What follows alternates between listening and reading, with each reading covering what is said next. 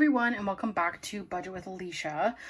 Today we are going to be doing our budget with me for the first pay period in August. Before I do that, I do want to just mention that as this goes up, I have now hit 200 subscribers on YouTube, so there will be a giveaway coming soon. I wasn't prepared for it to be coming for this video, so I will try and get it up hopefully soon. I am actually filming this one and my cash stuffing right now and just splitting it into 2 videos. So it'll probably be a couple videos from now, but make sure to click the bell so you don't miss the giveaway. Because I do want to make sure that all my subscribers have a chance to win the giveaway. But I will hopefully have a video with the giveaway up at the end of next week or sometime next week. Just so you guys know that I did not forget about you guys. But let's get started. So I wanted to show you guys how I do my calendar, because I know I haven't showed that before, and I just kind of wanted to explain it. So basically what I do is I put in everything that I have to pay for within the month, obviously, and I put the little stickers for my paydays. And then what I do is I do a matching color for the highlighter that matches the payday, so that I know which ones I have to include for like that have to come out of that paycheck. And then like the green comes out of this paycheck, and this pink comes from the last paycheck in July.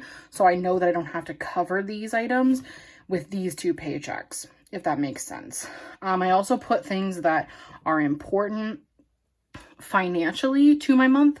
So for example, my shopping trip with my best friend is this weekend coming up, and my grandma and grandpa were supposed to be away. They're actually not away anymore, so disregard that. And then I have a couple of birthdays this month, so I just wanted to make sure that I remembered that I have to get gifts and that kind of thing for those people, because it's financially. Things that aren't financially, I don't put on this calendar, because if it doesn't affect my budget, I don't worry about it for my budgeting book, basically. But let's get started with the pay here. So, sorry, I'm just getting set up here. So, for our income, this is our income this pay period. And for rent, we're going to do $100. That is half of my rent, almost. Next pay period, I'll do $120.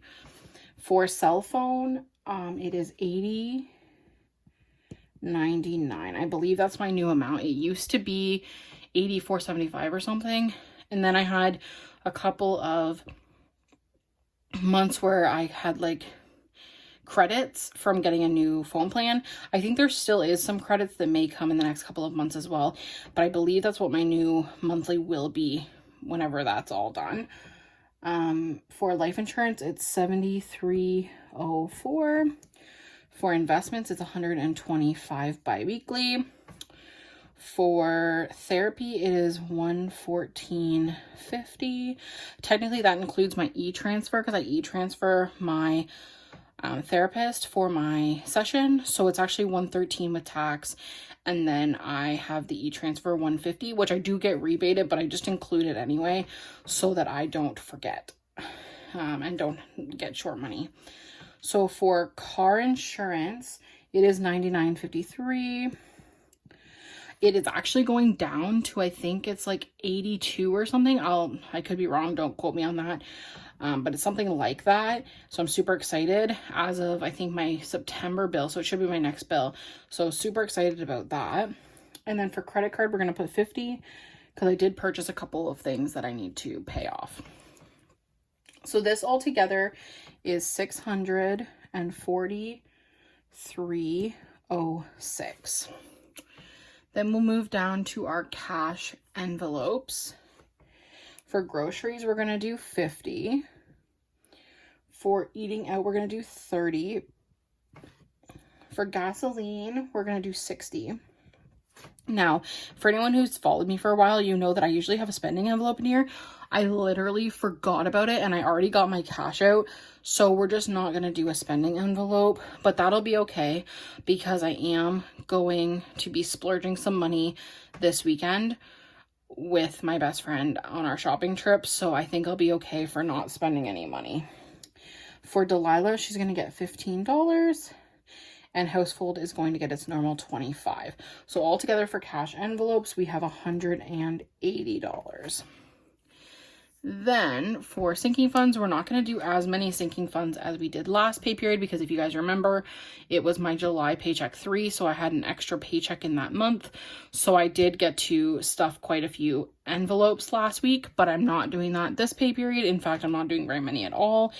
I'm a little lower on cash. I did take a couple of hours off of work, so my pay is a little bit lower, and I've had quite a few of my bills in the month all land in this paycheck for some reason, and then a bunch, like not very many are in next pay period, so that's just kind of how it fell.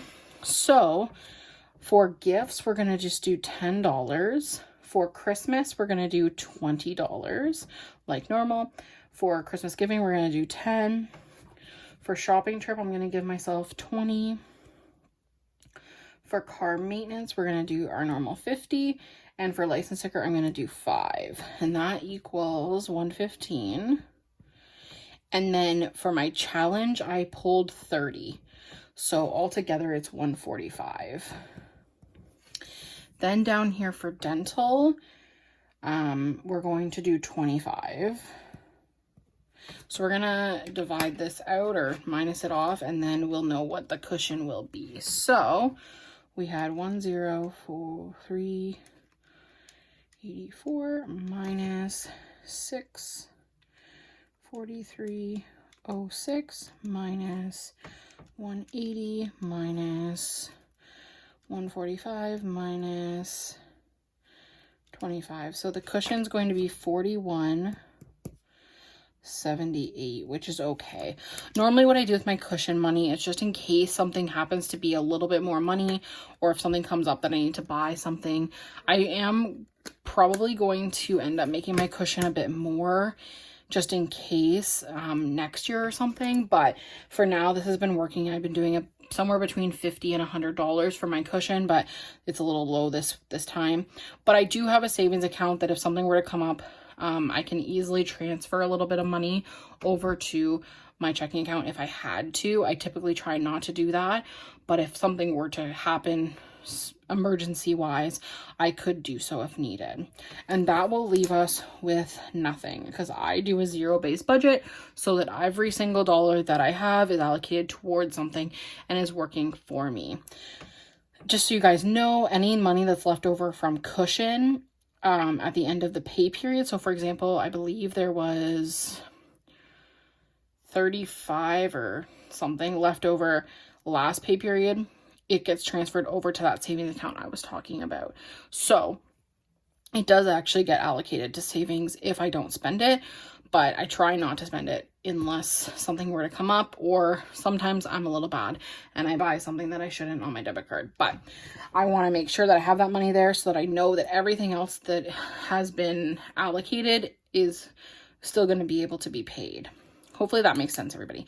So that is it for this video. Pretty short and sweet. But make sure to comment down below what you guys do for your budget. If you guys do sinking funds, or if you guys are working on paying off debt, or what you guys are working on, so that we can follow each other and our progress. But I will see you guys soon, and don't worry, the giveaway is coming.